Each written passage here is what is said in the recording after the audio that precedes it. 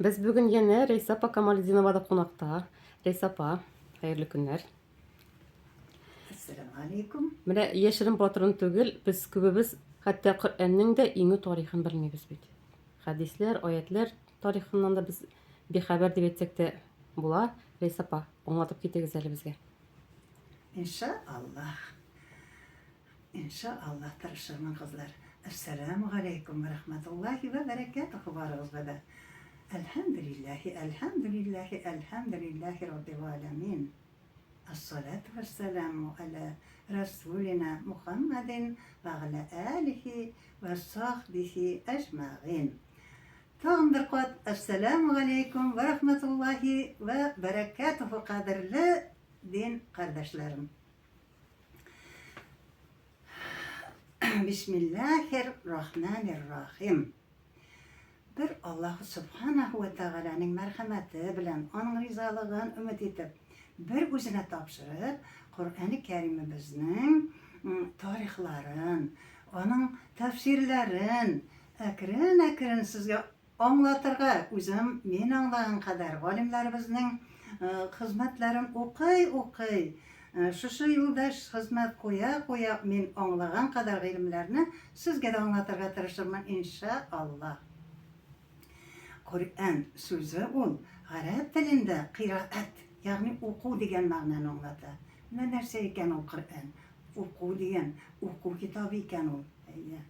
Alimlerimiz anlatınca Allah'ın mucize kelamı sözü bulup, yani Kur'an Allah'ın sözü bulup, Peygamberimiz Muhammed sallallahu aleyhi ve sellem'e vahiy orqali ingan tilavati, yani okuvu ibadat bulup sanaluvchi kitob ekan u. Ol bizga adam bolalarına jiberilgan Alloh taolaning dasturi, konstitutsiyasi ekan. Ham Qur'oni Karimning nechik etib inganda qarab o'tib o'nglab o'tib ketigadi.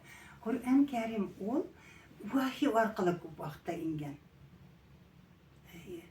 Ham Vahiy degende oňatyp hazır gitegi. anlatıp giten vahiynin nerse ekenligin, vahiynin nerse ekenligin anlatıp giten. Bu turda Ayşe anabız özü anlatıp kaldırgan, özü eytip kaldırgan. Mesela vahiy, birincisi vahiy orqali kelaturgan bolgan Kur'an-ı Kerimdagi sözler, qonunlar, qoidalar, yaşayışning qonun qoidalari vahiy orqali Peygamberimiz sallallahu aleyhi ve sellem'ge kelaturgan bolgan.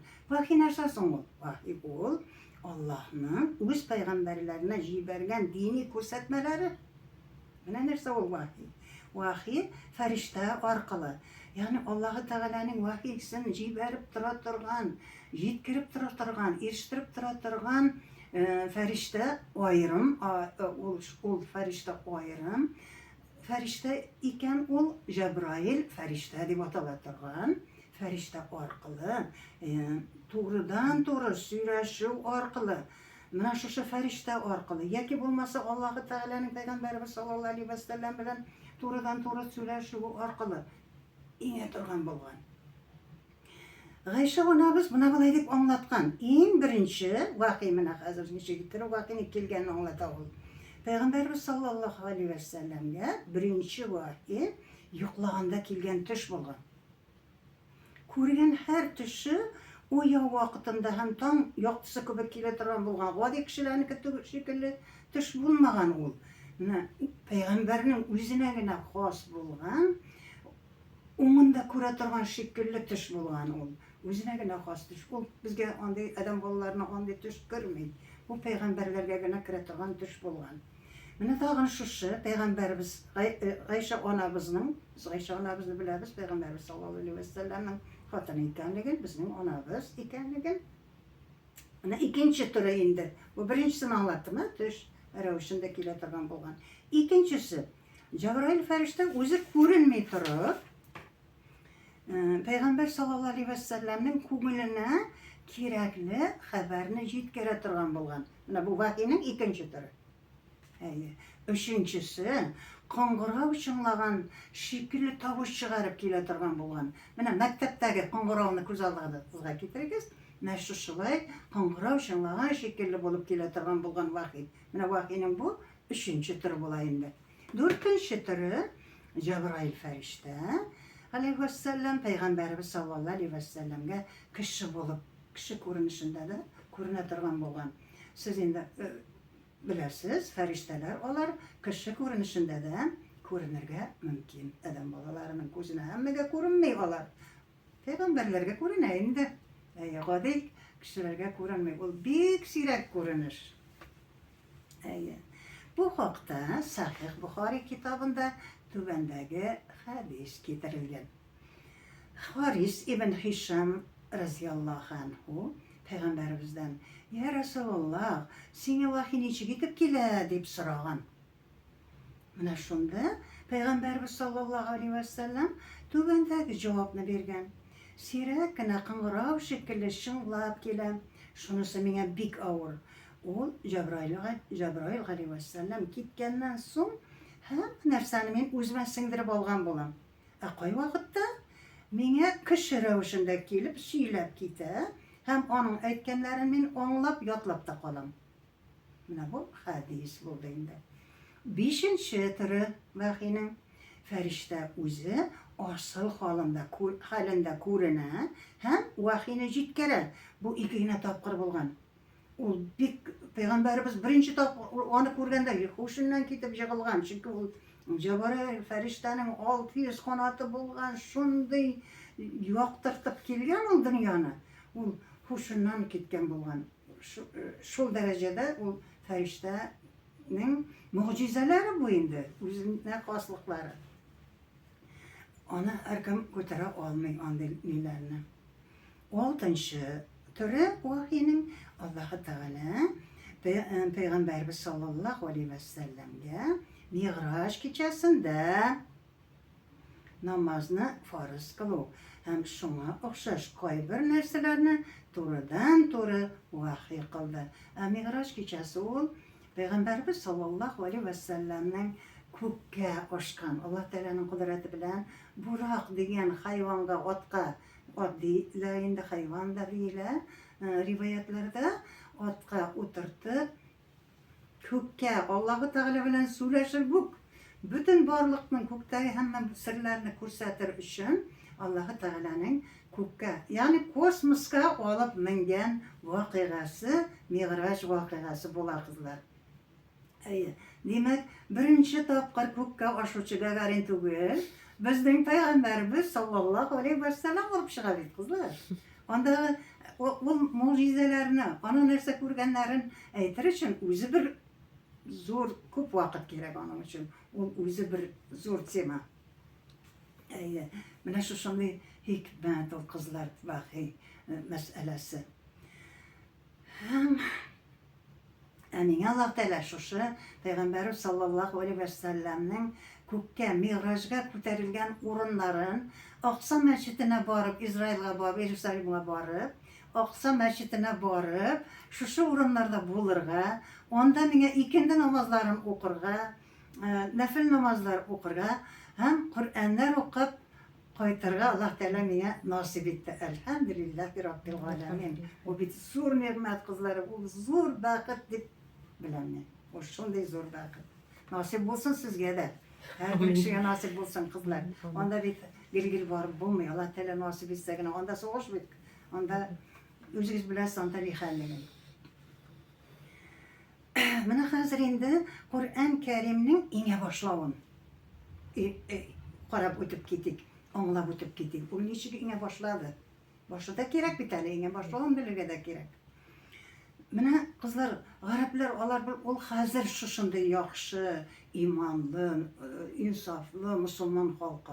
Elbette onda olar mecusi bolganlar, nadan bolganlar başta. Peygamberimiz kelgençi 550 yıl peygamber kelmey turgan. Mana ol vaqtda olar şol dereceden nige eylengenler, nadanga eylengenler, onda kızlar ilimsizlik, onda sihir, onda taşlı oyunlar, onda zinalar, şunday şaşıp atkan, hatta menger hatını bulgan olarның. Menger 200'er, kaysında 200, kaysında 500, kaysında 1000, kaysı onun balası ayranmay, mana şunday derecede butala bitkenler. Şuşunday Peygamberimiz sallallahu aleyhi ve sellem kilgeç bu halkının buna mınday haldagi fahşliklerine, buna mınday nadanlıklarına, buzukluklarına bek intikken. Neşe ittirip bularını doğru yolga gönderirge eken. Neşe ittirip bularını bir Allah'a Teala'ga tabına turgan itirge eken. Olar 360 putqa tabına turgan bulganlar. Şulder olan her birisini Allah Huday diptirdi. Allah dip tabınganlar. Şul derecede olar yoldan çıkan halk bulgan. Endi Peygamberimiz sallallahu aleyhi ve sellem'e 40 yaşına jetkech yalgızlıkna tili başlay. Yani şu kişilerge aralaşası gelmey. Yalgız kalırga tili. Hem Mekke tiresindeki tağlarının birisinde yani Hira isimli mağaraga kirip ol tağ hazır rahmet tağı dip atalar. Ol tağına hazırki vaqtda. Hira isimli mağaraga kirip bir neçe günlep ibadet kıla başlay şunda kirip. Çünkü yalgızlıkna tili. Ol şu mağarada Allah Teala'nın borluğun, birligin anlap, halkını şununla neçik anlatırlar. Bu putlardan neçik bizdirirge bularını, bu zinalardan neçik kutkarırga bularını deyip, onlarını neçik ittirip doğru yolga kusallar, könderge iken deyip, mine şuşular hakkında oylana başlay. Bir neçe günlük şunda, şu mağarada yata ol. Yine rizqat qaytatırgan bola, ya bulmasama üyünden rizqlarını getirip beretirgan bolalar. Bu Allahu Teala tarafından ona indi peygamberlikке әзірлеу bola. Mine niçik әзірлedi Allah Teala. Hem minge elhamdülillahi Rabbil alemin hacda ol tağlarda bulurga nasip oldu. Elhamdülillahi Rabbil alemin ko'rirga nasip oldu. Günlerinin birisinde Peygamberimiz sallallahu aleyhi ve sellem tağ teşikinden mağaradan çıkığa oku, ikra yani oku degen yangıravlı tavuş işte. Okuy bilmem deyip cevap verir. O bir Peygamberimiz sallallahu aleyhi ve sellem okurga yazırga bilmegen şul garabı bolar. Bir harf da bilmeyin. Şul garabı. Şul kişiге tek tımaldan birov kelip oku deyip emir bilsin ayrı kızlar. Yığılıp bir koşayla getirsin. Şolay bitindi. O endi bu sözünü işitkech okuy bilmem deyip cevap verir. Nersadir jetkesinden kısa onun. Onları jibere hem yine okudu. İkra dey, oku dey. İkra, Arapça oku deganini anlatar. Muhammed sallallahu aleyhi ve sellem yana okuy bilmem men dey. Şul ravishda 3 mertebe qabatlagandan so'ng yong'iragan qoti tovush bilan Alaq surasining 1-5 oyati o'qiladi. Cebrail aleyhisselam 1-5 oyatni o'qiy. İkra bismi rabbikellezi alaq deb boshlanadi. Oyatlarning birinchisi mana shu 5 oyatni o'qiyor. Muhammed sallallahu aleyhi ve sellem qo'rquvundan oshiga uyina qaytib boradi. Uyina qaytib ketayin, bu ne hal, bu narsa bo'ldi deb. Hem kirib qaytib kiruv bilan üstüne menim üstüme qoplag'iz, menim üstümni yopig'iz, meni o'rab qo'yig'iz deb borib o'ringa kirib yotadi. Onları bo'lgan voqeani xotini Hadisha onamizga aytib beradi, so'ylab beradi.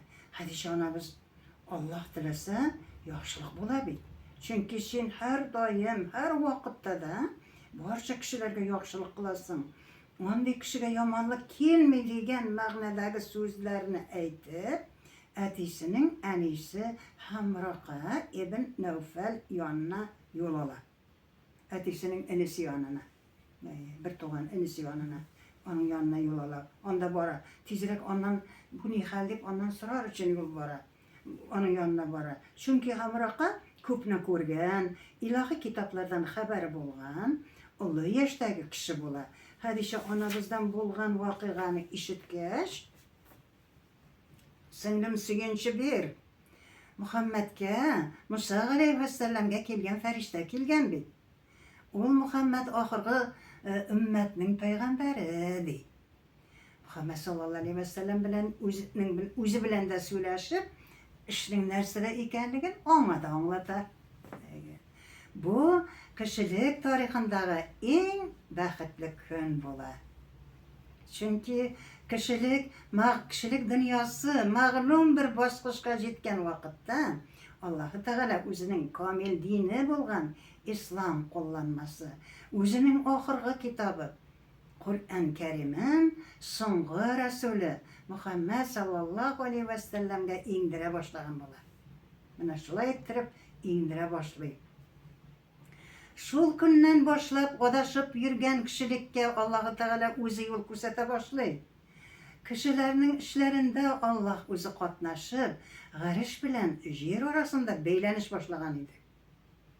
Şol kundan kishilik tarixida baxtli soatlar sanala boshlaydi. Akrinlab oyatlar inga boshlaydi. Hem bu hal 13 yıl Mekke'de, yani Peygamberimiz sallallahu aleyhi ve sellem'nin ota yurti bo'lgan Mekke'de inge. Hem 10 yıl Medine'de, yani Peygamberimiz sallallahu aleyhi ve sellem'nin ona yurti bo'lgan Medine Münevvere şehrinde inge başlaydı. Hem jamgısı 23 yıl boyuna Kur'an-ı Kerim inge. Hem inge'un devam etip 23 yıl boyuna inge. Kur'an surelerden gıyberet indi ol. Kur'an suresi nersesi ol? Sure ol. Kur'an'ın bir bölügü bulup 3 yoki 10'dan da ko'proq oyatni o'z ishine olar. Kur'an'da 114 sure bulup, onların her birisinin o'zining ismi var. Her bir surenin o'z ismi var. Qay bir surelerinin ismi surenin başındagi so'zidan olingan, qay birlari şol surede zikri ko'proq kelgan so'zning ismi bilan atalgan, qay birlari esga olingan, birer qissadan olingan. Kur'an sureleri iki türge bölüne. Surelerinin o'zi de iki türge bölüne. Birincisi, Peygamberimiz sallallahu aleyhi ve sellem'nin hicretinden, yani Mekke mükerremeden Medine Münevvere'ge ko'chinuvinden ilk ingen. Yani Mekke sureler deb atalar. Yani Mekke mükerremede ingen sureler bulup, onlar Mekke sureler deb atalarlar. İkincisi, Peygamberimiz sallallahu aleyhi ve sellem'in hicretinden son ingen, yani Medine Münevvere'de ingen sureler bulup, onlar medeni sureler deb atalarlar. Demek surelerde ikiga bölüneler iken. Mekki hem medeniga. Mekki oyatlerde Allah-u Teala'nın birligi, hem sıfatları, Kur'an hem peygamberinin haklığı, müşriklerinin tanqidi, o'tgan ümmetlerinin qissaları, yani tarixlari, musulmonlarning axloqi, nende bo'larga tegishligi, qiyomat kuni, otamiz odam hem shayton qissasi, e'tiqod kabi mavzular, yani temalar bayon qilinadi. Mavzu ol bizning eskicha, o'zbekcha tema deyilmagan ilk vaqtda bizning eski o'zbekning tatar tilida tema degan so'z, mavzu degan so'z bo'lgan. Odatda Mekki oyatlar qisqa, ko'lamli, ishinde kella so'zi. Yoki kella so'zi ham ya ayyuhannas jumlasi bo'lgan. Kella degan so'z ol yo'q. Yo'qning da bo'lay narsa tugul. Hech kimda yo'q, olay tugul deganni anglatadi. Ya ayyuhannas degani esa ey kishilar degan murojaatni anglatadi. Mana shu so'zlar bo'lgan Mekke surelerde. Mekke oyatlerde. Medeni oyatlerde şer'i hükümler, gıybetler, cinayetçilerini hüküm etu, münafıklar hakkında cihat, soğuş gibi temalar beyan kılına. Onlar kulemi boyunca uzun bolalar. Mekke sureler kıskarak, medeni sureler uzunrak bolalar kulemleri boyunca. Ma'lum ki Muhammed Mustafa sallallahu aleyhi ve sellem okuy yazabilmegen. Peygamberimiz Kur'an ayetlerin ferişteden, yani Cebrail aleyhi ve sellem'den işitip yotlap olgandan soň musulmanlarga okugan. Olarda, yani musulmanlar sahabeler bolgan o vaqtda. Sahabelerde yotlap olganlar, hem o vakitte oku yazgı biluvchilarda bek oz bo'lgan, ular ko'p bo'lmaganlar, sanoqligina bo'lganlar. Mana Payg'ambarimiz sallallohu alayhi vasallamning yonida yoza bila turgan kishilar Abu Bakr roziyallohu anhu bo'lgan, Umar roziyallohu anhu, Usman roziyallohu anhu, Ali roziyallohu anhu, Said ibn Sabit roziyallohu anhu, Ubay ibn Ka'b roziyallohu ham boshqa sanoqli kishilargina bo'lgan. O'zlarining qo'l ostida bo'lgan xurma qobig'i bormanda, yassi toshlar, tip-tegiz toshlar bormi, zo'r suyaklar bormi, jannat terisi bormi, qog'oz ishi narsalarga Qur'onning har bir oyatin, har bir surasini yozib borganlar. Hozirgi shekilli mana bunday oppoq qog'ozlar bo'lmagan u vaqtda, chunki Payg'ambarimiz sallallohu alayhi vasallam ularga, ya'ni sahobalarga yong'agina ingan oyatning nendek surada ham qaysi oyatdan so'ng tururga tegishligini anglatib borgan. O'zi anglatib borgan har birsin. O'qimagan kishi qarab, o'qimagan, yoza bilmagan kishi shul g'arabi anglatib borgan. Bu mo'jiza to'g'rimi? Shul ravishli 23 yil davomida Qur'on Karim Jabroil farishta orqali ingib turgan. Payg'ambarimiz sallallohu alayhi vasallam ham sahobalar yodlab borganlar, ham o'qi yoza biluvchilar aloni yozuv bilan bir kitobda borganlar. Ham Payg'ambarimiz sallallohu alayhi vasallamning mana shunday ilmni olar uchun yozuvga, o'qirga, yozganlarni bir kitobda borga ekanligini anglatgan hadislari da bor. İnşallah kelajakda hadis kitoblarida, xazina kitoblarida ular bor inshaalloh. Mana endi Qur'onning kitob etib jiyildi. Nechik jiyildi bu? Qaya, olisida aylanib ketdik, olisida bilib oldik. Bu bitar tezgina kitob etib jiyilmagan. 23 yil bo'yina alamina bit narsalarga yozilgan ular. Toshlarga, terilarga narsa bor shunga endi, narsa topalar shunga.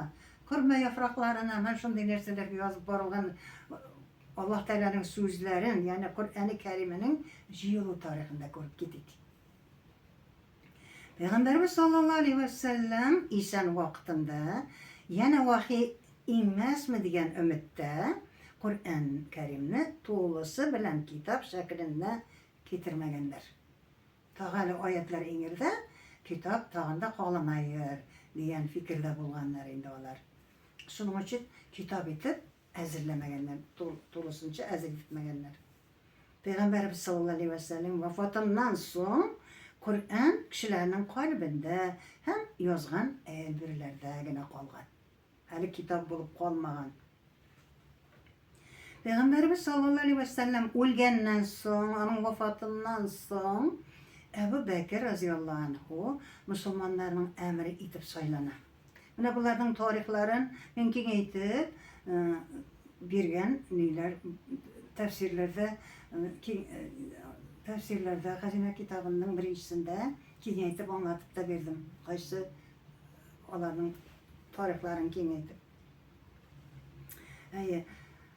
Amir etib saylangach Abu Bakr roziyallohu anhu xalifa bo'lgach o'zining xalqina shu xalifa bo'lgan vaqtda dindan chiqqan kishilar ham musulmonlar orasida so'g'ishlarda bo'la turgan bo'lgan bitenda.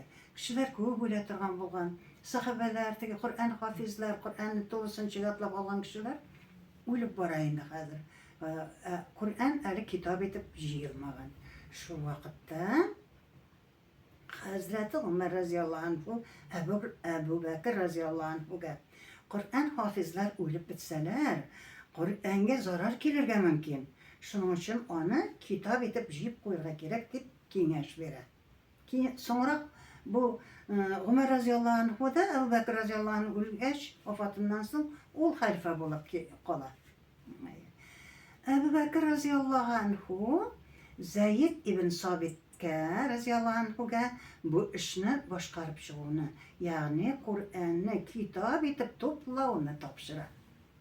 Chunki Zayd ibn Sobit roziyallohu anhu Payg'ambarimiz sallallohu alayhi vasallam bilan har vaqtda da har doim aralashgan, ham Qur'onni eng yaxshi yodlovchi kishi bo'lgan. Yoddan eng yaxshi biluvchi boshli kishi bo'lgan. Şunысы da әһәмиятli. Zeyn ibn Sabit radıyallahu anhu Kur'an-ı Kerim'ni Peygamberimiz sallallahu aleyhi ve sellem'in öz ağzından işitip onun yanında yotlagan hem yazıp da bargan. Peygamberimiz sallallahu aleyhi ve sellem vefat bulgan yılda da Muhammed sallallahu aleyhi ve sellem Cebrail feriştege Kur'an'ın başından ahırına kadar okup çıkkanda da onun bilen birge bolgan. Soңгы Kur'an'ı okup hatim kılıp çıgı bular.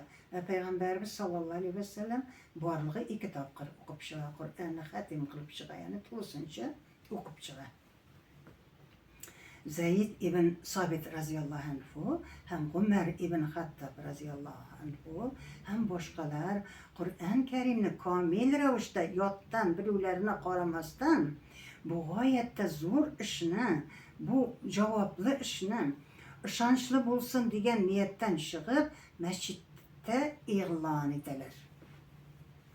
Kimnin kolunda yazılgan Kur'an bulsa hem onun Peygamberimiz huzurunda yazılganlığına iki şahidi de bulsa bizge alıp kelsin. Kur'an'ı toplap kitap itirge halifenin buyruğu buldu dediler. Zeyd ibn Sabit hem Ömer ibn Hattab radıyallahu anhu mescitte oturup şahitlerini tekşirip tügellik, anıklık bilen 1 yıldan artık vakitte Kur'an-ı Kerim'ni toplap bitireler. Sonra köpçülükке körseteler. Hemmesi riza bola. Eğer birer harfi öz orunda bulmasa, minglegen yottan biluvchilar qarşı çıgaydı. Mana şulay, bulay gana osatqana yazıp koymaganlar hali. Bilan eshiklar ishlaganlar Kur'an Kerimni jiyi üstünde de sahabelerimiz. Şulay etib, Zeyd ibn Sabit hem radıyallahu anh hem Ömer ibn Hattab radıyallahu anhular meşakkatli hizmetten son Kur'an-ı Kerim'ni Ebu Bekir radıyallahu anhu'nun evine getirip koyalar. Ebu Bekir radıyallahu anhu vefat bulgaç, Hazreti Ömer radıyallahu anhu'nun evinde ol da vefat bulgaç, onun kızı Peygamberimiz sallallahu aleyhi ve sellem'nin hatını Hafsa anamızın huzurunda bular. Kur'an-ı Kerim onun huzurunda durar. Onun yanında durayında, onun evinde durar. Vakitler ötü bilen İslam devletinin şekleri kengeye. Köplegen halklar İslam dinini kabul ete. Müslümanların sanı arta. Elhamdülillah, elde artık bara. Artkandan artık bara. Şu sebeple Kur'an-ı Kerim'ni okuda türlü kelişmevşikler çığa başlayın. Bu halini görüp, işitip bilgen halife Osman radıyallahu anhu hazretleri Hafsa anamızdan Kur'an-ı Kerim'ni alıp 6 nüsha koşururga buyruq beret. 6 Kur'an, 6 nüsha degan söz, 6 Kur'an koşururga buyruq beret. Nüshalar hazır bulgaç, yani 6 Kur'an hazır bulgaç, Müslümanlar yaşay turgan illerdagi merkezi şehirlerge birer nüsha Kur'an bilen birer Kur'an hafizini da jiberer. Osman radıyallahu anh. Kur'an'ı fakat şol nüshadan koşururga hem şol qariden bir qiraat bilen öğrenirge de buyruq beret. Mana Kur'an işi saklana. Kur'an Kerim. Dünyada mana endi qizlar hazır 6 Kur'an 6 devletke jiberildi. 6 hafiz bilen birge. Kur'an hafiz bilen birge. Hem şu Kur'anlarning 6 Kur'anning birisi men tug'ib o'sgan Samarqand berildi. 6 Kur'anning birisi revolyutsiya vaqtina kadar Samarqand shahrida saqlana. Lekin revolyutsiya boshlangach, ular endi SSR sostavına kirgach, O'zbekiston SSR sostavına, Samarqand SSR sostavına kirgach, Samarqand o vaqtda O'zbekistonda bu sostavında bo'lmagan. O O'rta Osiyo. Onda ko'proq tojiklar bo'lgan, Farsi xalqlar. Ham shu Kur'anni Leningradga olib ketdilar. Ham ol Күп yıllar Leningrad'da saklanады. Ondan soң Уфага бирәләр алар. Уфа бит дини мәркәз, Казан Уфа дин мәркәзе булган. Уфада бит ярсыннан күбе татарлар булган. Әле хәзер дә шулай. Әйе. Һәм дини мәркәз булган Уфага җибәрәләр. Шушы 6 Коръәннең берсен. Һәм инде бу күп еллар Уфада саклана. Ә менә СССР таркалгач, ул 6 шушы Коръәнне Үзбекистан, үзбәкләр алар сырап алалар Уфадан. Үзләренә сырап алалар да Ташкентка алып китәләр.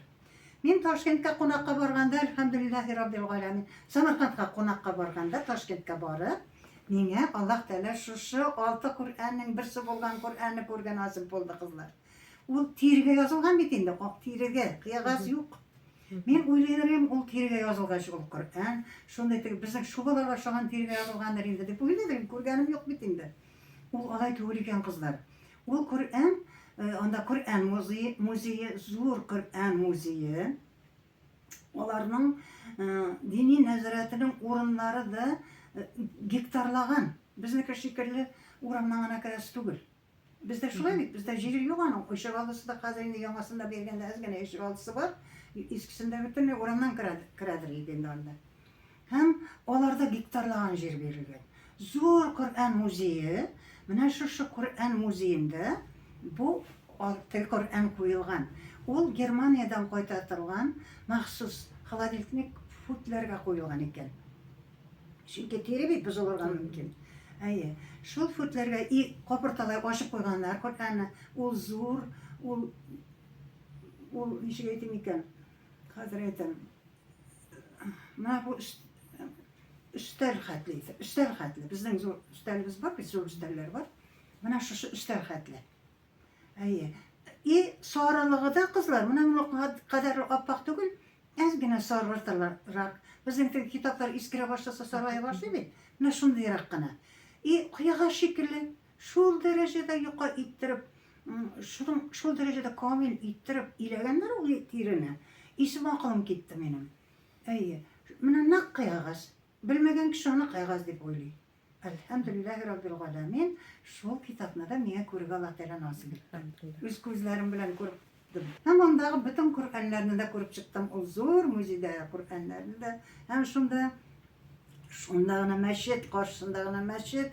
Ул мәчеткә кереп Коръәннәр укып чыгарга да миңа Аллаһ Тәала насыйп итте. Үзбәкстанның мөфтие минем остазым.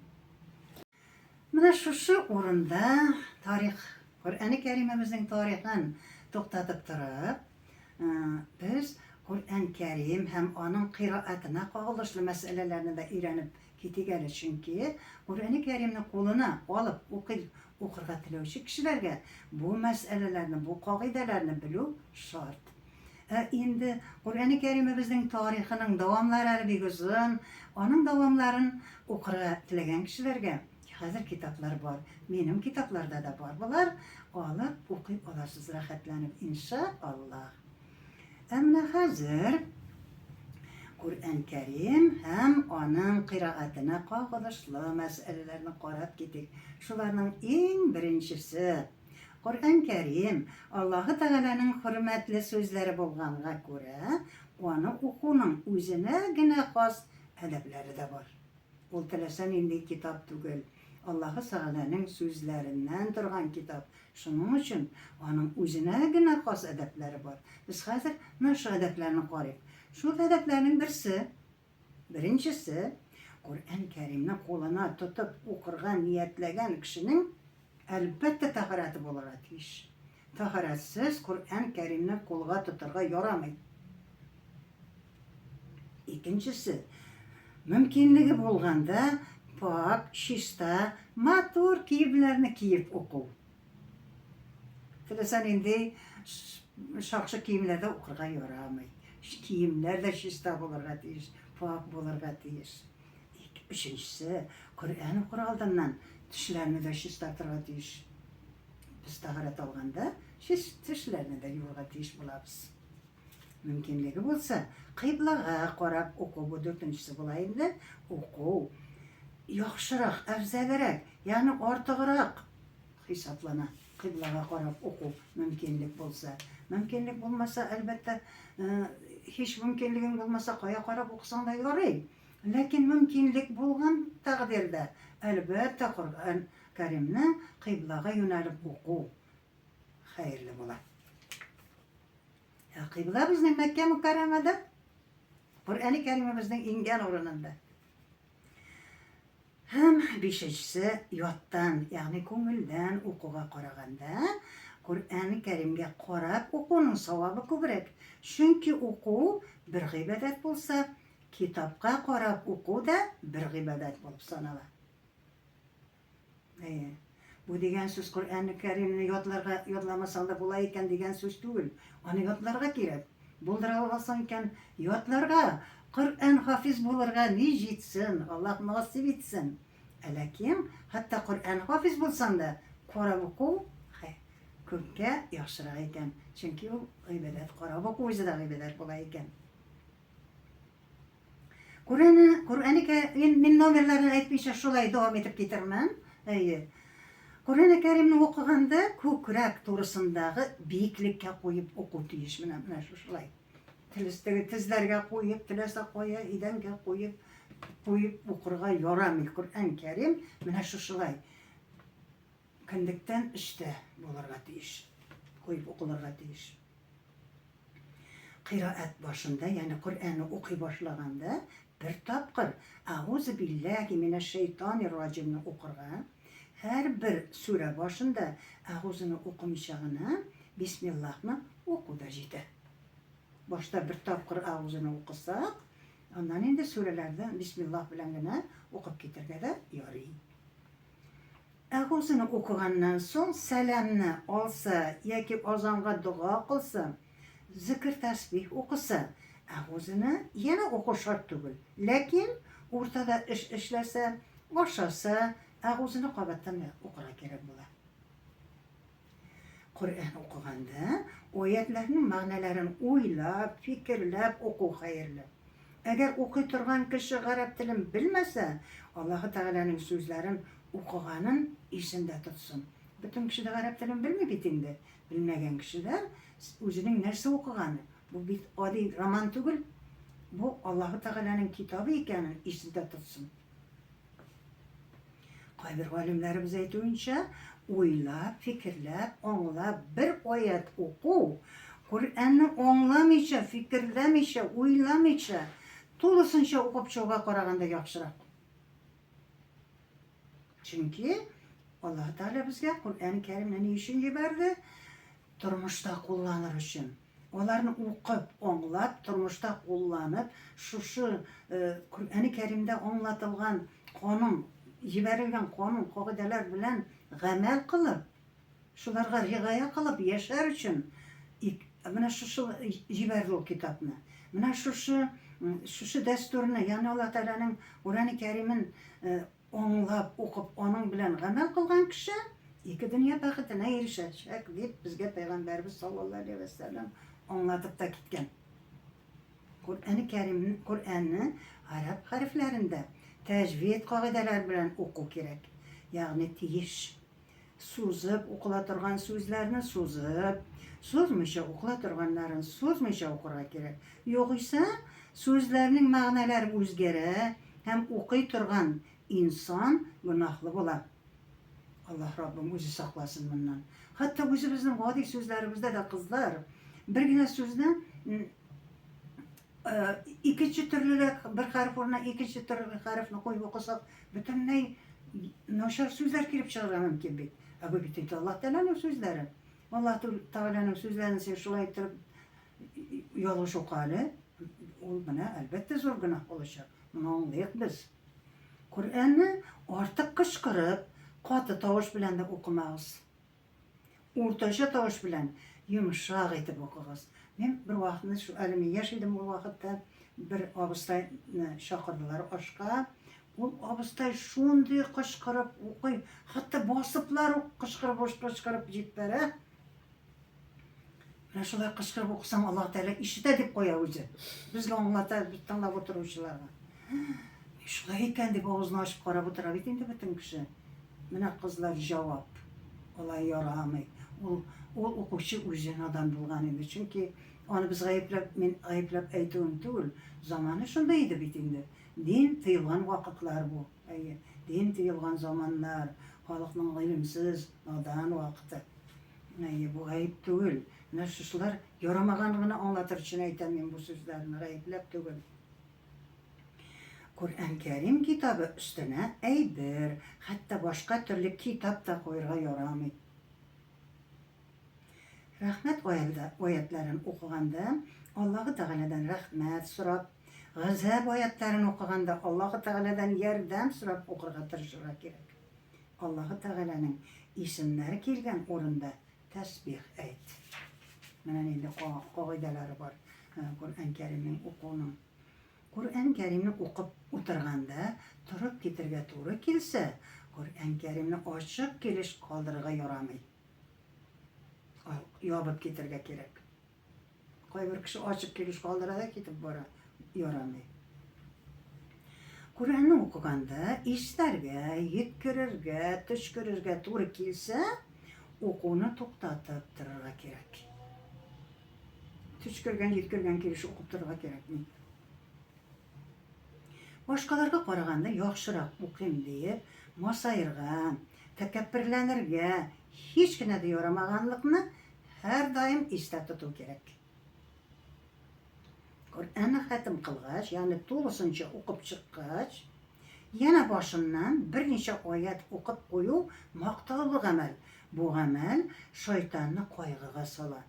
Хәтемнән соң дуга кылып, Аллаһы Тәгаләдән хаҗәтеңне сорыйсың, бу вакытта дуга кабул булыр. Менә шундый вакытта хаҗәтеңне сорасаң, Коръәнне тулысынча укып чыгып, аннан соң Аллаһы Тәгаләдән нинди хаҗәтеңне сорасаң да Аллаһ Тәгалә кабул итә икән, бирә икән, ирештерә икән шу хаҗәтеңә. Бу вакытта дуга кабул булыр, иншааллах. Кыйраатны төнлә, тыныч вакытта укуны гадәт кылсын кеше. Моның файдасы бик зур. Чөнки сәхәр вакытында кылынган гыйбадәтләрне Аллаһы Тәгалә бик тиз кабул итә икән. Хәдисләр бар бу хакта. Бәлагәт яшенә җитмәгән балаларга өйрәнер өчен Коръәнне Кәримне тәһарәтсездә тотырга ярый. Мәсәлән, 5-6 яшьле бала ул тәһарәтне әле бөтенсен белеп бетерми ул. Тәһарәт алса да, җине бала да белми әле ул. Андый балага ярый икән, ул сабый чөнки. Ул бәлагәт яшенә җитмәде. Ул өйрәнсен генә. Аңа шушындый мәҗбүрият. Өйрәнсен генә ул. Әйе. Аннан соң әкренләп тәһарәтне дә өйрәнәчәк ул. Чөнки ул аны фәрештәләр шистарта дип торган иде минем әним, җаныкаем. Ертылып беткән, укырга яраксыз булган Коръән битләрен чүпрәккә төреп, чокыр казып, лакыткә куеп күмәргә кирәк. Күп кеше сорый бу сорауны. Менә нишләргә? Кайбер галимнәр яндырырга да рөхсәт бар диләр. Һәм Усман разияллаһу анһуның Коръәнне күчереп бетергәч, калган барча аят язылган сахифаларны, ягъни Коръән битләрен яндырырга кушканлыгын дәлил итеп китерәләр. Ул заманда, ул вакытта шушы эш кирәк булгандыр. Аллаһы Тәгалә шулай рөхсәт биргәндер. Ләкин иң яхшысы, иң макталганы менә шушы чүпрәккә төреп, чокырга күмү. Һич тә мөмкинлеген булмаса, ул вакытта бер кыргы гына яндырып, көмөн агач төбенә күбергә кирәк көлен. Аны да көлен теләсә кая сибергә түгел, теләсә кая чәчергә түгел. Хайыз күремле вакытта, яки нифаслы, ягъни бала тапканнан соң күрем вакытында хатыннарга, җенепле булып, гусул кыйынмаган, якынлык кылганнан соң гусул алмаган кешеләргә Коръәнне яттан да укырга ярамый. Тәһарәтсез кешегә Коръәнне кулына тотмыйча гына укырга мөмкин, ләкин Коръән тышлыклы булырга тиеш.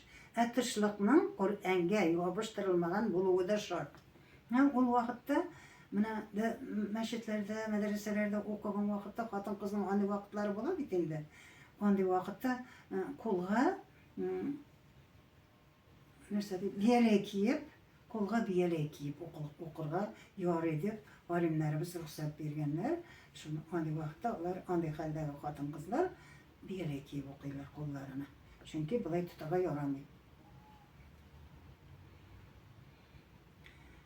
Агузу билла Коръән укыганда гына әйтелә. Гыйлем алу, дуга кылу яки дәрес башлау һәм башка эшләрне башлаганда бисмиллах әйтелә. Әмин. Менә шушы кагыйдәләрне безгә әлбәттә белергә кирәк. Коръән-и Кәримебезне Аллаһ Тәгалә кушканча, Аллаһ сүзләрен Аллаһ Тәгалә кушканча, Аллаһ Тәгаләнең кагыйдәләренә буйсынып укыр өчен һәм укыганнарыбыз кабул булсын өчен без менә бу кагыйдәләрне әлбәттә белергә тиешбез.